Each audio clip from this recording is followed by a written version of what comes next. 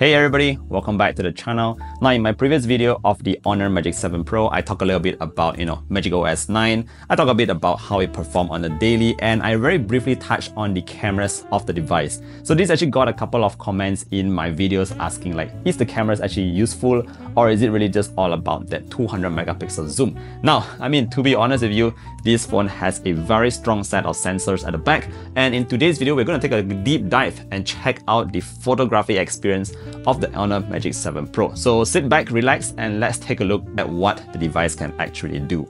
Now, before we jump into all that, I just want to give you a very quick spec recap in terms of the sensors at the back, because once you understand the kind of hardware that we have, you'll be able to understand how it's actually able to get the photos that you can get from this flagship device. Now, starting off with the main sensor. Now, what we have here is actually a 50 megapixel super dynamic Falcon sensor. It's a 1/1.3 inch ultra large sensor, and it actually has an adjustable aperture of f1.4 to f2.0. Now, moving on, we also have here the 200 megapixel ultra telephoto lens, which I have said before combines the best of hardware and software, that means AI, to actually give you one of the best zoom images that you can get to date. So just to give you some idea, if we take a look at the Galaxy S24 Ultra, now the sensor, the periscope lens on this S24 Ultra is almost half the size of that from the HONOR Magic7 Pro. Now, if we just take a look at another competing device, say for example the iPhone 16 Pro Max, now this sensor, the periscope lens is even smaller. It's a 1/3 point something inch unit that makes it very, very small. And again, this really gives the HONOR Magic7 Pro a strong advantage when it comes to taking those night photos at a distance. Now, moving on, we also have that 50 megapixel ultra wide sensor that is about 122 degrees in terms of its field of view. So those are the sensors that you get at the back here. So having gone through all these specifications, let's take a look at how the phone itself performs during the day. Now, during the day, I noticed that the phone itself was able to keep colors to a very strong accuracy. There was a lot of detail with minimal noise, and the highlights are very more than often not overexposed. Now, this is the kind of photos that you can expect to get from very strong flagship phones. Now, moving on, with the combination of a large sensor and a large aperture, what it gives you is a very natural shallow depth of field, or in other words, bokeh, even when you're not taking photos in portrait mode. Now, this actually gives you the impression that the picture might be taken by an actual camera, and it can happen for objects that are like an arm's length distance. You can actually still see a very nice blurred background in the photo itself, which gives for an impression that again, this is of a higher quality camera. Now, moving on, there's also the Falcon capture name in the sensor itself, and basically this allows you to stop motion at up to 10 times zoom. So previously they were only doing it at 1 time, but now you can even zoom in at moving objects and actually be able to capture those photos very quickly. Now, another advantage that you have here is the HD Super Burst that allows you to take 10 photos in just 1 second. 10 high quality photos, by the way, and it actually allows you to pick the right photo at the right moment, because sometimes you might actually miss the actual shot. Now, those are just my experiences taking daytime shots. Now, let's move on to night photos. Now, again, with the large sensor, with the large aperture,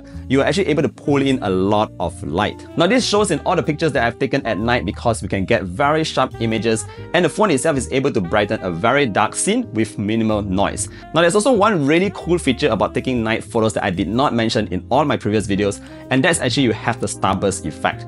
Now, the starburst effect is something that you might see with cameras with expensive lenses, and what happens on the Magic7 Pro is that the lenses itself creates a star-like shape with points of light radiating from the center. Now, this adds on an element of interest to the photo, and from what I see so far, other phones might actually handle this with lens flares in their photos, but for the HONOR Magic7 Pro, we have this starburst effect which looks very aesthetic. Now, moving on, we also have that AI super zoom that I mentioned very highly about in my previous video. Now, what's happening here, if you did not watch that video, is that it's combining the best of hardware and software, that means AI, to actually enhance the pictures that you've taken at a very far distance. So last night, I was actually trying it out at the KLCC Twin Towers, and the tower is like crazy high, and again, this is a night situation, so I was really pushing the limits of the phone to see what I can capture. Now, for my aim here, I was trying to capture the pinpoint, the dot at the top of the towers, and this is what it looks like. I would say that it's pretty insane, because I don't think any other camera is actually able to capture that kind of detail, especially at night. The AI super zoom algorithm has been working out really well and very accurately, but I think not all devices have it yet. HONOR will be pushing it out slowly over an OTA. Now last but not least, I haven't forgotten about portraits. What the phone is actually doing is that it's enhancing pictures that might be taken at low light or at a further distance. So here's just a very quick example. I was testing out the portrait mode last night, so again, a low light condition, and this is where you can see the AI enhanced portrait working at its best. If you just zoom into my face and to my eyes and to my features and all that, you will notice that the original photo was very pixelated, it's not that clear and not that sharp. However, with AI enhanced portrait, it actually enhances the entire image and it doesn't make me look like a different person. Now that's actually a very key important point here. It actually helps to just make the entire picture clearer, a bit enhanced, but it does not change the way you look. Now let me know what you think about these AI enhanced portraits down in the comment sections below.